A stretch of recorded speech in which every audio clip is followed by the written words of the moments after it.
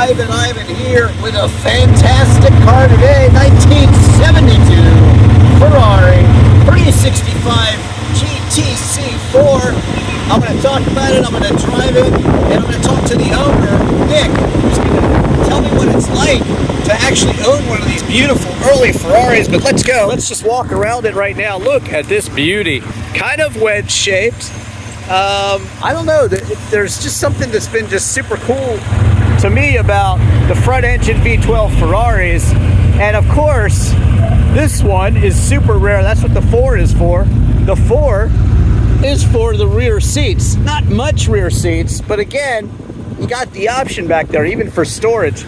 Look at this interior. Well, before we do that, we'll walk around it a little bit, I guess. Quad exhaust, quad cam, and just real beauty.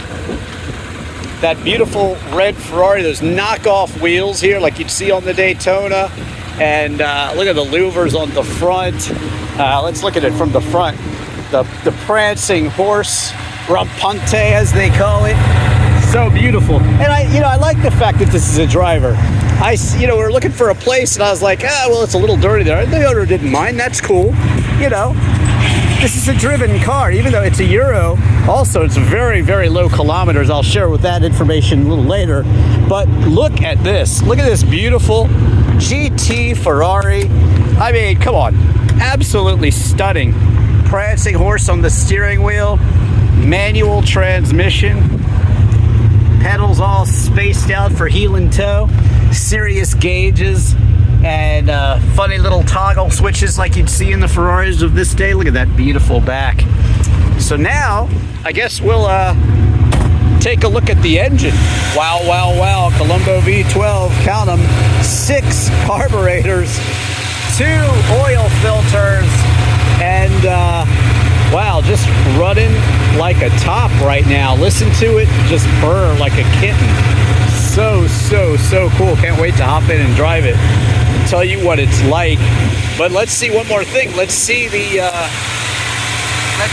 trunk. See how much you can fit in the back there. Starting to get into the beautiful round tail lights there. Really cool. Yellow on the side there. 2 red ones. Prancing horse again. And look, you even have that Ferrari suitcase back there. It's a big trunk. This is a Grand Touring car, and you can actually use this. Looks like you could take it for a weekend and really have no trouble packing everything in that you need. Very, very, very cool. Very nice.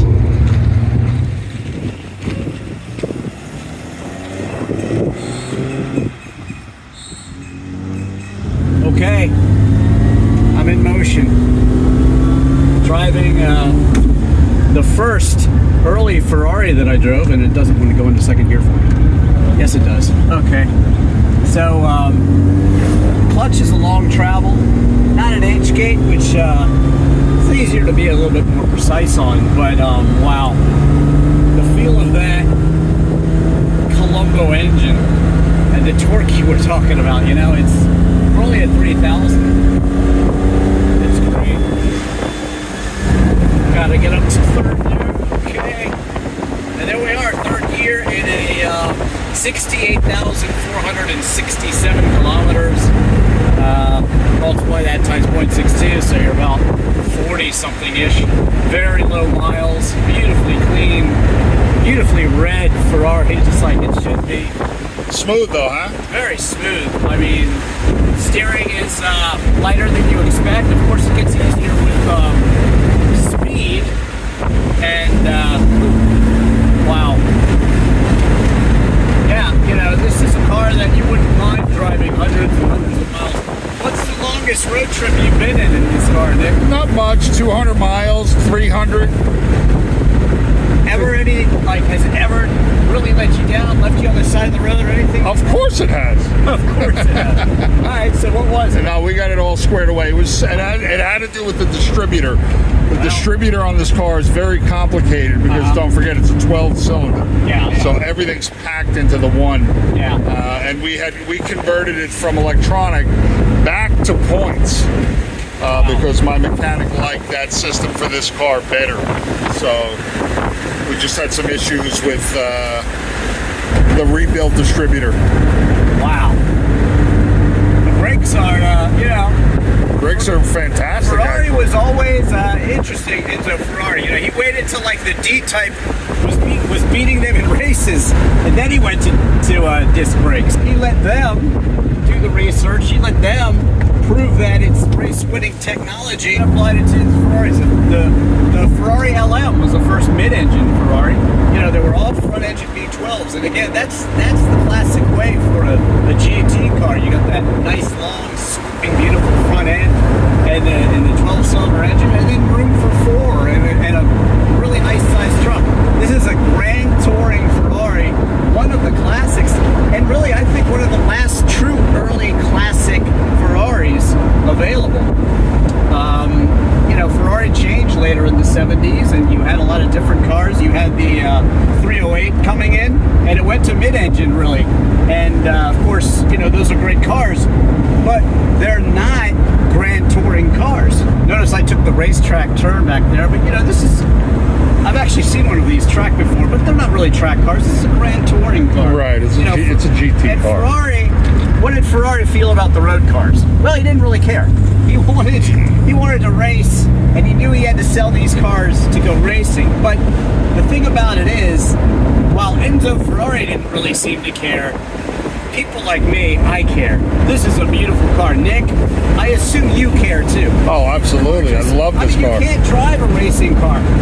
Even the Ferrari 250s, they just were sat in the back of the factory. When they stopped being able to compete, when the rules changed, they would just sit there. This is a car you can love and drive and use seriously. This is a serious driver's Ferrari. It's absolutely stunningly beautiful. And, oh man, I am absolutely loving this. Driving a classic Ferrari. This is the oldest Ferrari I've driven. And it is lovely. Nick here has quite a collection, and we were kind of staring at it. And I was like, can we take this one out? And it was so nice to let Drivin Ivan experience driving a front-engine V12 I hope you're enjoying it. Oh, I'm enjoying the hell out of it. So, Nick, 1972 Ferrari 365 GTC 4. Correct. I mean, come on, how long have you had this? And I mean, this has been with me for probably a little over 10 years. I bought it from my Alpha mechanic in New York City. okay. He imported it from Italy, from Rome, when he was there with his family back in the 80s. So it was relatively a new car to him. And he brought it back, and it's just sad. And then when he retired, I was one of his best customers and a personal friend as well. And he gave me right of first refusal on it. So, and he gave me a decent price too. So are you going to say no to this? What have you done? What have you needed to do to maintain this beautiful car? Well, we actually just got done redoing the whole motor. I mean, it was kind of, not in great shape, the motor, even though, I don't know why, even though it was not a high mileage car, or kilometers, I should say, because this is a Euro version. But the engine was in pretty bad shape. So we pulled the engine and redid the whole thing, remachined everything, and now she's running really, really nicely. Luscious. Yeah, the 4 cams are incredible. The 4 cams, of course, are the racier Ferraris.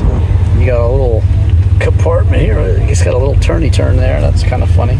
I guess it's a vent. And then this power windows there. Yeah. There you go. They work well. Does it have air conditioning? A lot of people. It does. It's not working at the time, but it has. It does have air conditioning. You can't now really, air conditioning in the 70s in Italy wasn't, the best. What's it like driving this early Ferrari? It is vintage, but it's these cars were well made. It drives and it's so smooth.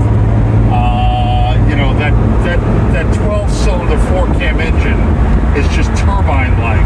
It's so linear. It's perfect. It's just incredible. And anything else as an owner of a early 70s Ferrari that people should know about these or know about this specific car in general? Or? No, they're great cars. They're highly collectible. They're just going to go up in value, and you can still drive them. You know, they're really great drivers. This one is not a garage queen or trailer queen, and I do drive this.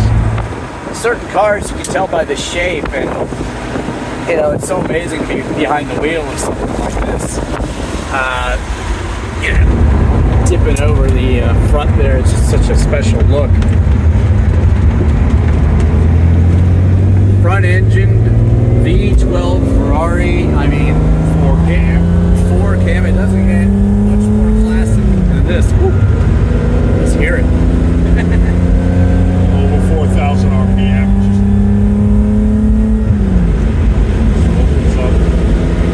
Talk me through all this. Is the windows? Do we know what these are?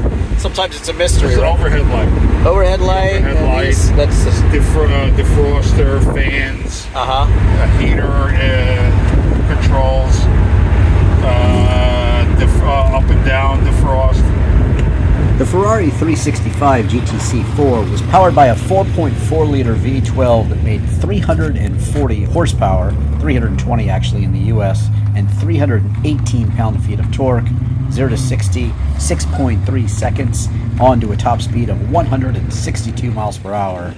It had dual overhead camshafts and 2 valves per cylinder. Why does it have 2 oil filters? Well, that's because it actually carries 17 quarts of oil. Wow.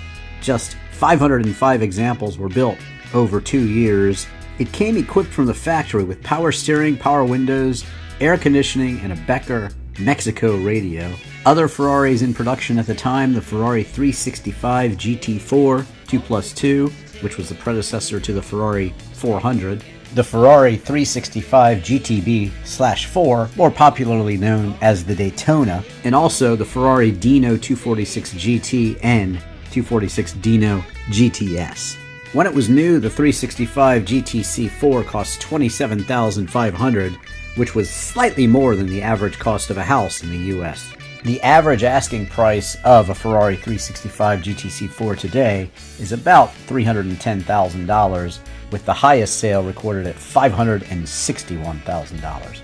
The Chromadora 3-eared knockoffs look really awesome on this Ferrari, in my opinion. I personally think it looks better than those equipped with the Barani wire wheels, although on many early Ferraris I really love those Barani wheels. Ferrari 365 GTC4 was designed to be easier to drive and more refined than previous Ferraris. Sporty, yes, but not as aggressive as the Ferrari Daytona, but all the while still a classic V12 front-engine Ferrari. This is absolutely a bucket list thing for me. I cannot tell you how exciting this is to experience this front-engine V12 Ferrari, and wow. It is everything I thought it would be and more. Check out all my Ferrari reviews. Check out my 550 Maranello reviews. There's actually 2. Check out my Ferrari Roma review, which actually is a front-engine 8-cylinder Ferrari, as we take off here at the lake. And watch my tour of the Ferrari Museum in Maranello. And search any car in Drivin Ivan. Also watch my Beatles in London and Liverpool video, where I see a real Beatle actually. Pretty cool stuff. Switching into second gear here. I'm